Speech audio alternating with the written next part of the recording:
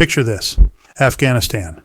Night convoy with Task Force Phoenix. No moon, no ambient light, just night vision, dust, and tension. The IED hits the lead truck, and everything turns violent in a split second. A young Afghan soldier I was mentoring takes the blast full on. His femur is shattered, not cracked, exploded. The femoral artery is wide open, spurting bright red into the dust like a pump. This is the kind of bleeding that kills you fast, quietly, and without drama if it is not stopped immediately. His buddy does exactly what he was taught. He rips open the IFAK to save him. And everything spills out. Loose gauze, blister pads, ointment packets, random junk stuffed into a pouch that looked good on paper, but was never meant for chaos. Half of it is gone instantly. Oh, no! This is all junk! Where's the tourniquet?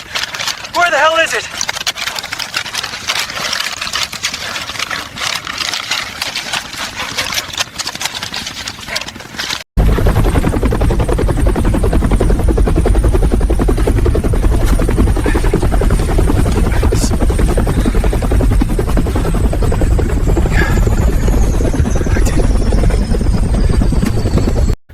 First aid, a fifth pads, then no arrangement. This one makes you feel prepared. This one keeps you alive.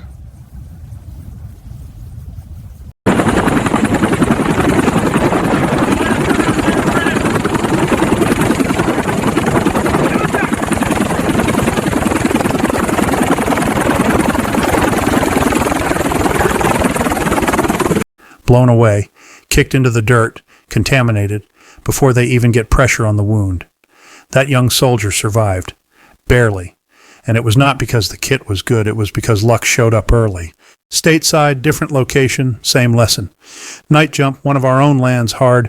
You hear the scream before you see him. Compound femur fracture. Arterial bleeding, the kind that makes your stomach drop because you know the clock is already running. I hit the drop zone, dump my combat medic aid bag, and scatter life-saving gear across the ground like debris right next to my bleeding brother.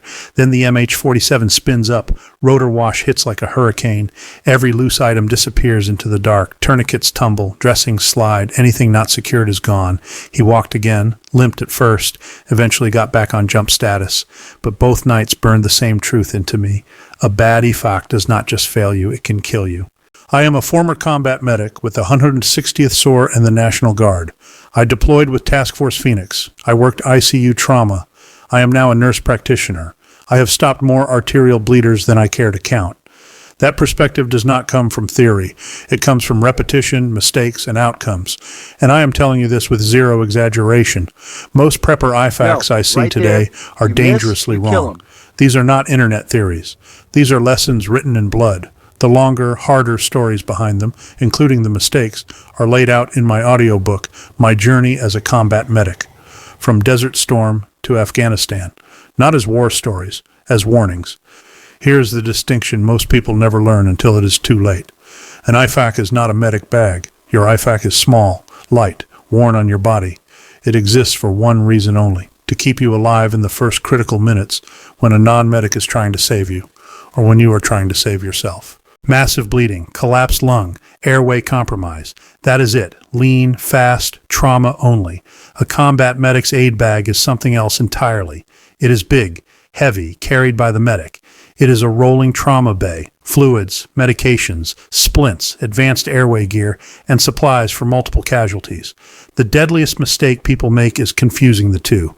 They stuff their personal IFAK with medic bag junk, or they assume the medic bag will be there when seconds count. In both stories I just told you, lives depended on what was in the individual IFAK, not the medic bag. So let's fix the biggest mistakes. Before we go any further, we need to slow down and talk about the single most important item in your IFAK, the tourniquet. If you understand tourniquets, you understand why the IFAK exists at all. Massive hemorrhage is the #1 preventable cause of death in trauma, combat or civilian. Arterial bleeding does not wait for ambulances. It does not care how tough you are. It kills in minutes. How good the seal is. Tourniquets are not optional. They are not advanced gear. They are not a last resort. They are first-line lifesavers. And let's address something people hesitate to say. Tourniquets hurt. They are supposed to. Pain means blood flow is stopping. Pain is survivable. Bleeding out is not. I have seen femoral bleeds where the only difference between life and death was whether a tourniquet went on in seconds or minutes. I have also seen people die with tourniquets still in their kit because they were buried, staged wrong, cheap, or never trained with. That is why every real IFAK starts with tourniquets. A proper IFAK carries at least 2 Committee on Tactical Combat Casualty Care recommended tourniquets, not knockoffs, not lookalikes. Real devices that work under blood, dirt, cold, and stress. One tourniquet must be staged on the outside of the kit, ready to grab with either hand.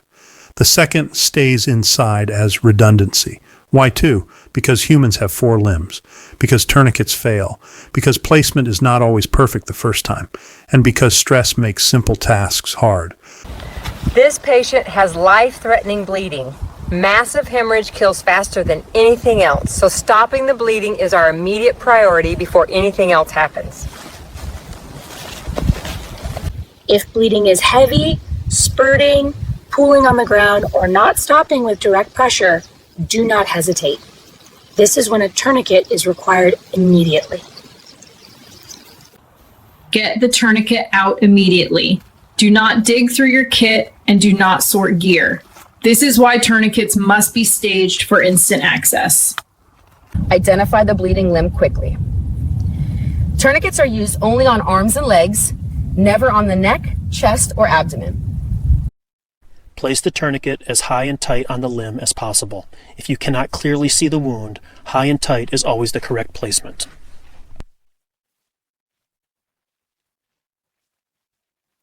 Secure the strap so the tourniquet cannot shift while tightening. A shifting tourniquet will not control bleeding. This will hurt. Pain is expected. Pain means blood flow is being stopped. Pain is survivable. Bleeding out is not. That lock the windlass into the retaining clip so it cannot unwind or loosen.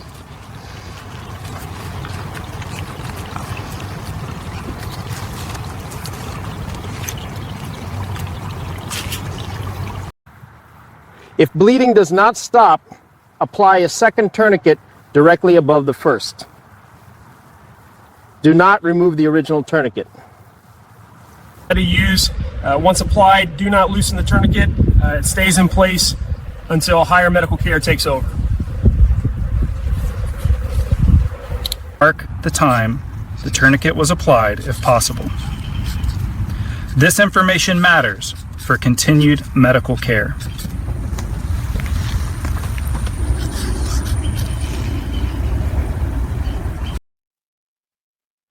Confirm the tourniquet is tight, secured, and bleeding is controlled before moving on.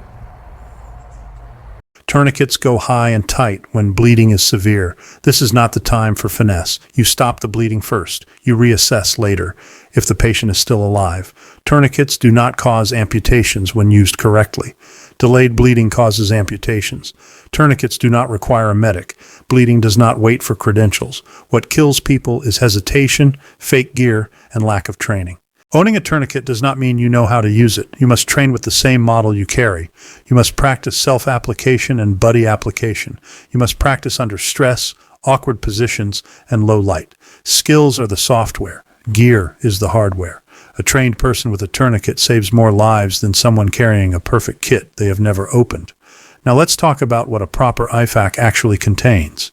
A real individual first aid kit is built around one mission: stopping preventable death from massive bleeding, tension pneumothorax, or airway failure. Nothing else belongs in it. If it does not stop bleeding, support breathing, or maintain an airway, it does not live here. Massive hemorrhage comes first. Your kit must contain properly staged tourniquets, pressure dressings to secure packed wounds, hemostatic gauze for deep bleeding, and plain compressed gauze as backup. Not all bleeding happens where a tourniquet works. Junctional wounds and deep soft tissue injuries kill people fast when packing is delayed. For chest trauma, a proper IFAK includes vented chest seals. They do not fix the injury. They buy time, and time is life. If, and only if, you are formally trained at the Tactical Combat Casualty Care or Tactical Emergency Casualty Care level, advanced tools may belong in your kit. If you are not trained, they do not. Carrying tools you cannot use is not preparedness. It is liability. Round out the kit with the basics that make everything else possible. Nitrile gloves, trauma shears, and a marker to note tourniquet time. That is it. No pills, no ointments, no blister kits, no comfort junk. A good IFAK looks boring. And when everything goes wrong, it works. Before we wrap this up, I want to be clear about something. This video is not a one-off. This is the start of an ongoing series where we break down the individual first aid kit one life-saving component at a time. Each episode stands alone, but together they build real competence, not just awareness.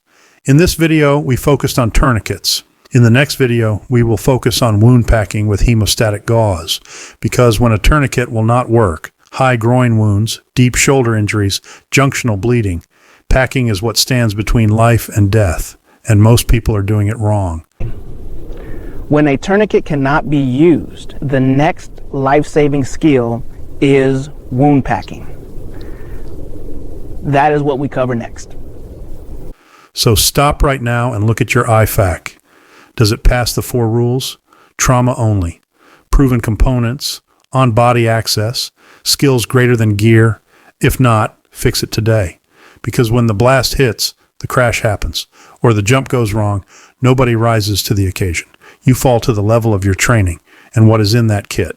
If this hit hard, subscribe for more straight from the trenches preparedness.